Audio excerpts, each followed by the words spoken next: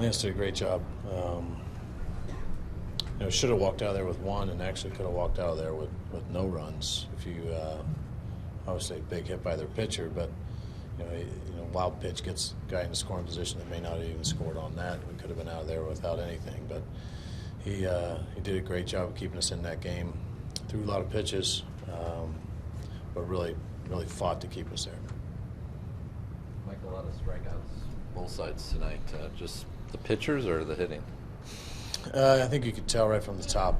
He had a good split working today, and our guys had trouble laying off it below the zone, and looked like their timing was right on it, and it was just disappearing right below the bat. Tough pitch. One guy gets locked in with it, and he was locked in with it.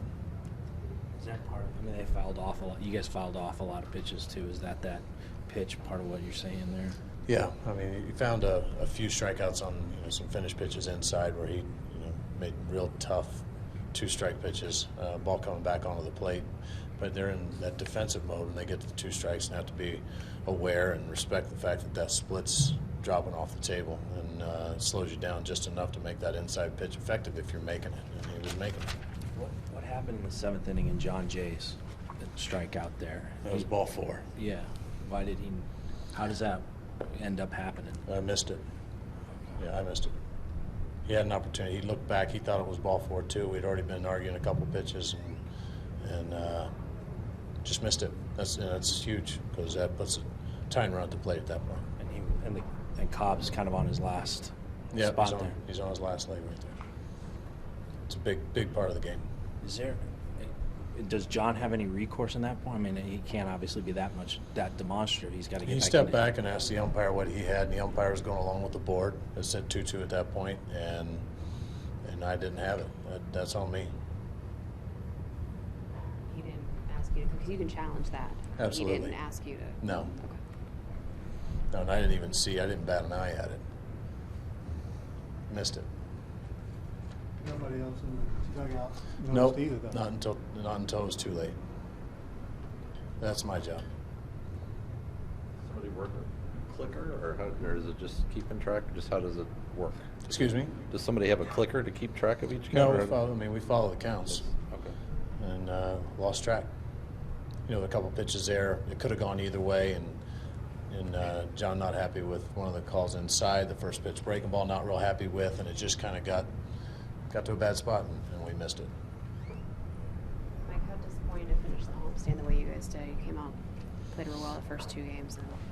Yeah, I mean, you look at what we came up against with the Dodgers and almost taking all 3 of those, and really feeling pretty excited about our offense and able to put together some good offensive days. And the last 2 days, they just had our number. And but jump right back on it, and we head back on the road. We get a day to think about it tomorrow, and head to Chicago hopefully with some better results. But really good start and a rough finish. Is there a way to explain your club's interleague record here this year and the last several years? At this ballpark, it's not very good. No, I've got no way to explain that. We saw this team in Tampa, and it looked like a completely different team than what we see right now. They're playing with a lot of confidence. They're getting those big hits. But once again, we could have easily been in the 7th inning there with no runs given up, and should have been with 1 run given up. But that doesn't explain why we aren't getting some runs across the board. We just had trouble stacking anything, tried to make some things happen, and that wasn't working either. And just overall, fighting. Is that double play if Long makes that play? Yeah, it's a good chance. Was this not to be lost in all that, but is this an example of what you can do with 3 lefties there, going to Randy pretty early on there, having Sam available to face both lefts and rights? Yeah, we like Sam against the lefties and righties, and really we knew Lance was at the end, and he pushed as far as he could go, and wondered if they were going to switch out their 3-hole hitter to come to the righty against Randy, but also understand we pitch tough and have the bases loaded with an opportunity for Seth to get us out of that with a double play, and feeling very confident with Freeman against righties. I mean, his splits show that. And same thing with Segrist. We'll throw Segrist or Freeman right in the middle of a right-handed strong lineup and feel like we got a great chance.